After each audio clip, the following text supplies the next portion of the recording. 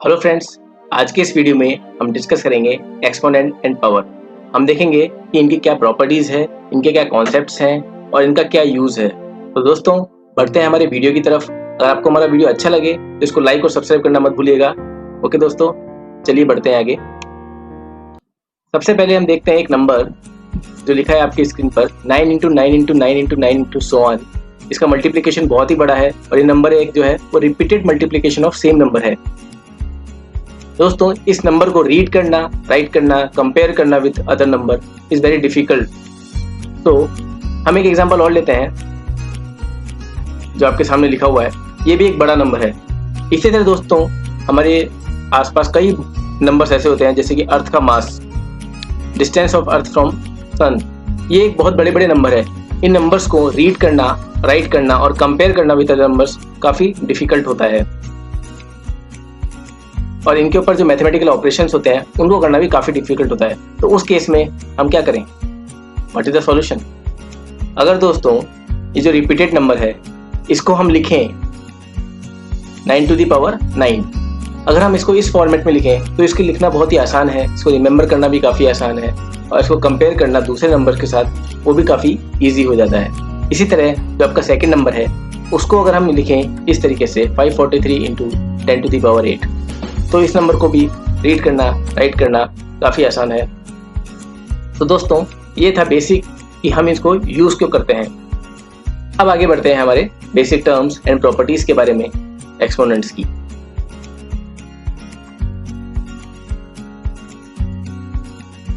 Basic terms दोस्तों, ये जो a to the power n आपके सामने एक एक्सप्रेशन लिखा हुआ है, ये पावर का बेसिक एक्सप्रेशन है। इसमें जो n है वो बताता है एक्सपोनेंट को और जो a है वो बताता है बेस कंपोनेंट को। इसको हम base to the power n का एक्सप्रेशन बोल सकते हैं। इस एक्सप्रेशन को ओपन कैसे करते हैं सबसे पहले हम वो देख लेते हैं। वही सबसे बेसिक टर्म है, वही सबसे बेसिक फंडामेंटल है इस एक्सप्रेशन का। इस एक्सप्रेशन को ओपन करते हैं a multiply by a multiply by a multiply by a multiply by n times, यानी कि a to the power n को n टाइम्स रिपीटेटिव मल्टीप्लाई करना है a को हमें n टाइम्स तक रिपीटेटिव मल्टीप्लिकेशन करना है। ये एक सिंपल मल्टीप्लिकेशन का एक्सप्रेशन है।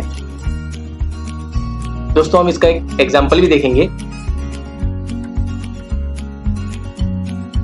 2 to the power 4, इसमें जो a है उसकी वैल्यू है 2 और n की वैल्यू है 4, मतलब 2 को हमें 4 बार रिपीटेटिव मल्टीप्लिकेशन करना है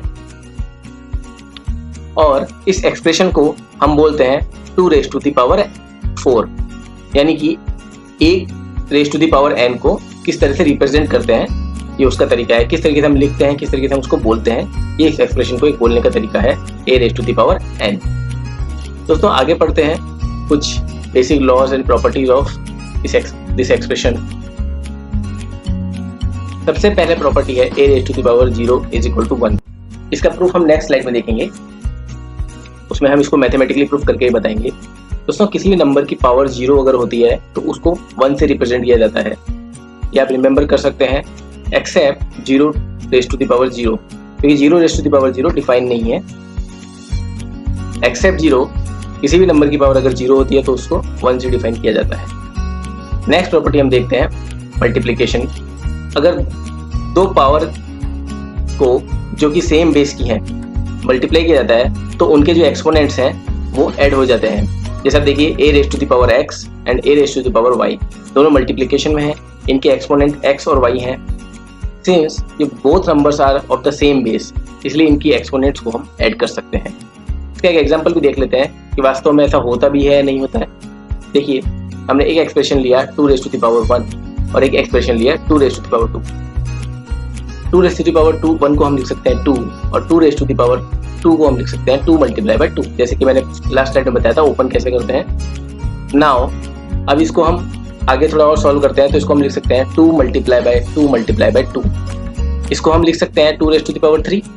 तो दोस्तों देखिए 2 raised to the power 1 multiply by 2 raised to the power 2 को लिख दिया 2 raised to the power 3।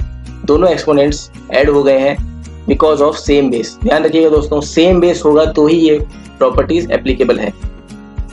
Now अब हम आगे बढ़ते हैं नेक्स्ट प्रॉपर्टी की तरफ, पावर ऑफ पावर।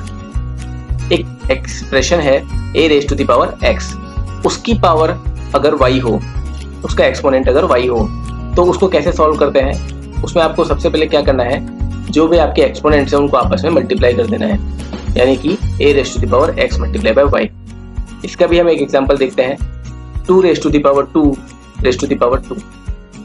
इसमें हमने पहले अंदर वाले एक्सप्रेशन को ओपन किया, यानी कि हमने बाहर वाले एक्सपोनेंट को हटाया, तो ये एक्सप्रेशन बन गया 2 raise to the power 2 multiply by 2 raise to the power 2। Now we open individual expression. 2 raise to the power 2 को हमने ओपन किया तो वो बन गया 2 multiply by 2, and second 2 raise to the power 2 को हमने ओपन किया तो वो बन गया 2 मल्टीप्लाई बाय 2। नाउ इस एक्सप्रेशन को हम लिख सकते हैं 2 रेज़ टू द पावर 4।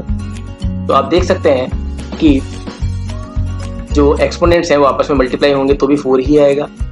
तो इसको बोलते हैं पावर ऑफ पावर रूल। इसमें जो किसी एक्सप्रेशन की पावर अगर दूसरा एक्सपोनेंट है तो वो दोनों एक्सपोनेंट आपस में मल्टीप्लाई हो जाते हैं, जैसे कि a raise to the power x की पावर है y, तो x और y आपस में मल्टीप्लाई हो जाते हैं। दोस्तों अब आगे बढ़ते हैं नेक्स्ट लॉ के ऊपर, a raise to the power x divided by a raise to the power y। इसको जब ओपन करते हैं तो आप दोनों एक्सपोनेंट्स को सब्ट्रैक्ट कर सकते हैं। कंडीशन ये है कि बेस सेम होना चाहिए। इसका हम एग्जांपल देखते हैं, जैसे 2 raise to the power 2 divided by 2 raise to the power 1। 2 raise to the power 2 को हम ओपन करेंगे तो बनेगा 2 मल्टीप्लाई बाय 2 डिवाइडेड बाय 2। इसको सॉल्व करते हैं तो आता है 2। इसको हम 2 raise to the power 2 minus 1 भी लिख सकते हैं। कभी भी आपको डिवीजन में अगर दो एक्सप्रेशन है पावर के, तो अगर उनके बेस सेम है तो आप ऊपर वाले के एक्सपोनेंट से नीचे वाले के एक्सपोनेंट को सब्ट्रैक्ट कर सकते हैं। अब मैं बताता हूं दोस्तों, किसी नंबर की पावर 0 हो तो एक्सप्रेशन 1 कैसे आता है। 2 रेज़ टू द पावर 0 को हम 2 raise to the power 1 minus 1 भी लिख सकते हैं। 2 raise to the power 1 minus 1 को हम 2 raise to the power 1 divided by 2 raise to the power 1 भी लिख सकते हैं। ऊपर वाली प्रॉपर्टी से आप देख सकते हैं। इसको अगर आप सॉल्व करेंगे तो आपका आंसर आएगा 1। ये हर नंबर पे एप्लीकेबल है। नेक्स्ट प्रॉपर्टी है, किसी भी बेस की अगर एक्सपोनेंट नेगेटिव है, अगर नेगेटिव एक्सपोनेंट है तो उसको कैसे सॉल्व करते हैं। देखिए a raise to the power minus 1 एक नेगेटिव एक्सपोनेंट है -1, इसको हम लिख सकते हैं a raise to the power 0 minus 1, and इसको आगे सॉल्व करके हम लिख सकते हैं a raise to the power 0 divided by a raise to the power 0 क्या होगा 1, तो ये बन गया 1/a।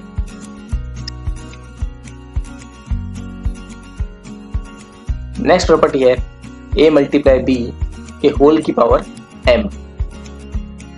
इसको जब आप ओपन करते हैं तो आपको कुछ नहीं करना है, simply a raise to the power m multiply by b raise to the power m।